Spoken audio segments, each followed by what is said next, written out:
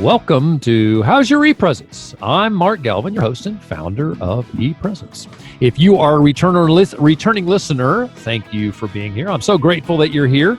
As you know, here on ePresence, we talk social media. Today's episode is our news update. This is our quick 10-minute broadcast that hits events in social media. What's going on? What's the news? What are we talking about? What do you need to know?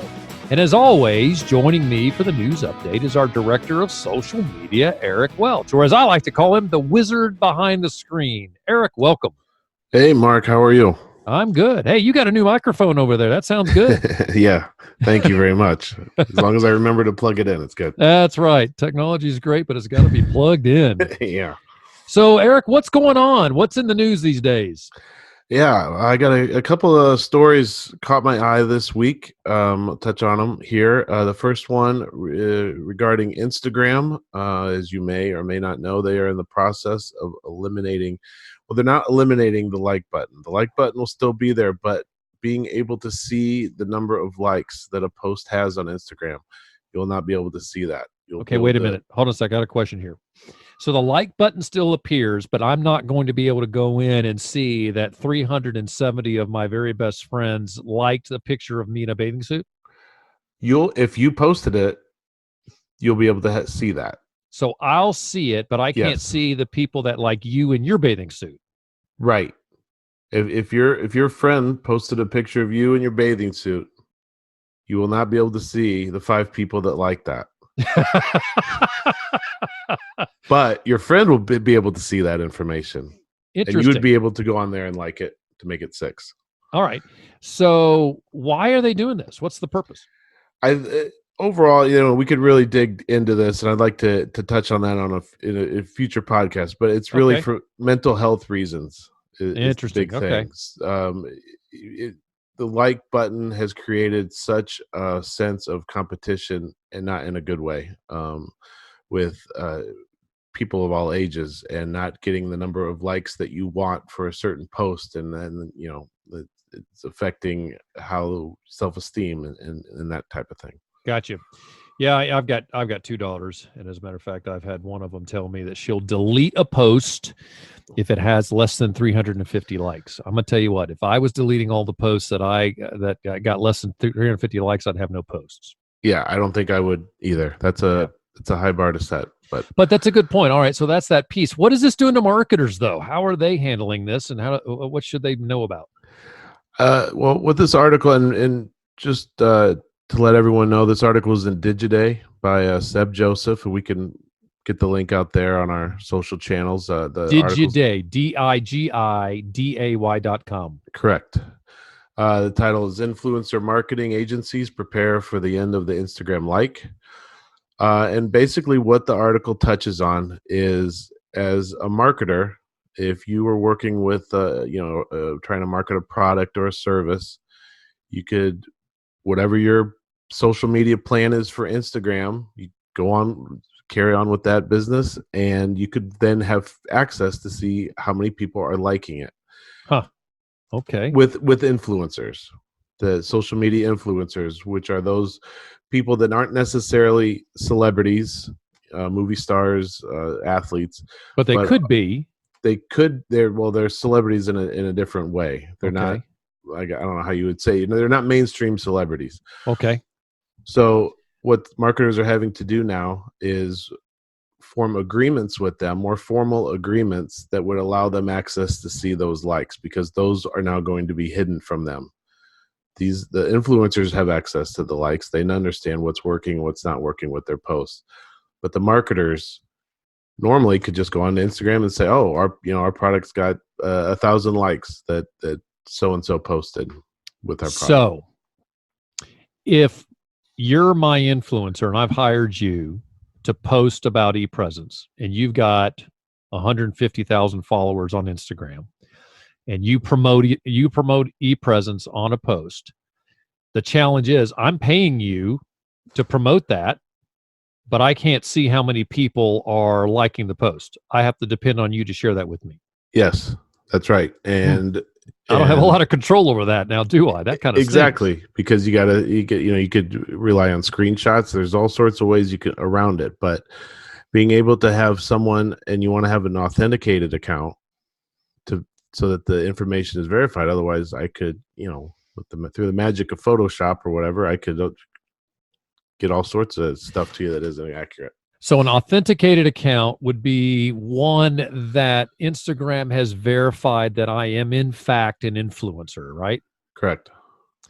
So in this case, so to dial back, an influence is really it's endorsement marketing. It's gosh, I know someone has a lot of followers. I can ask them to share my content with their audience, and I'm going to pay them for it. They don't have to be famous, but they could be, right? Right. Let's be honest. The Kardashians are influence marketers, right? Yep.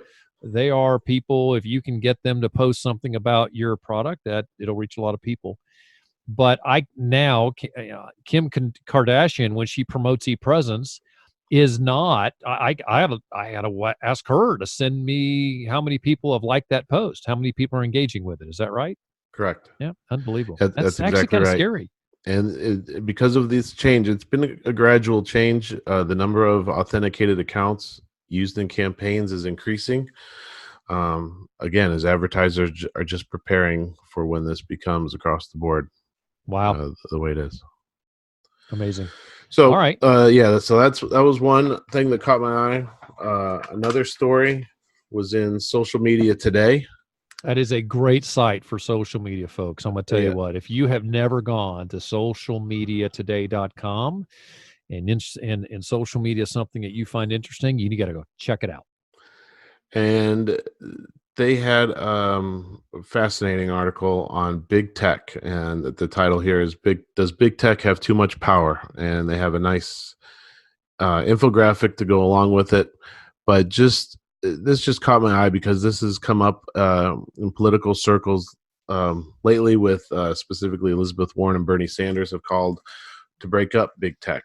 And right. what would that look like? And it's actually something where folks on both sides of the aisle are in favor. Not everyone, but a lot of people, both Republicans and Democrats, are looking at breaking up big tech. Now, this is we're not journalists by any means, but we're certainly not going to pick sides on this. So what we're doing is we just want you guys to know what some of this data looks like out there. So we're going to present that some of that to you today. But we don't have an opinion on who you should vote for, but there is some information here that we think is worthwhile. Exactly. So if you look at the big five, which is Facebook, Amazon, Apple, Microsoft, and Google, in 2018, their revenue was $801 billion, which accounts for 68% of the United States GDP. Wait. Of the United States gross domestic product? Yes. They had 68% of it.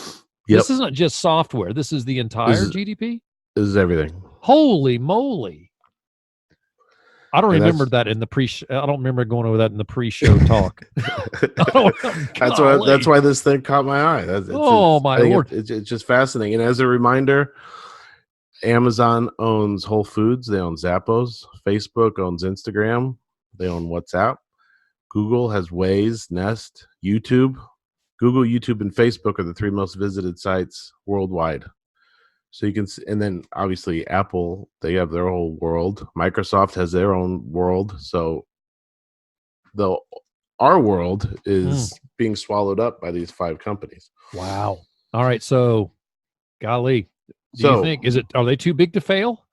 I don't know. Whatever they're doing has been working so far. But I mean, some of the it's easier said than done. Just break up these companies and make a bunch of little companies. But there's some options there. Like you could do the breakup where Amazon has to break up into smaller individual companies.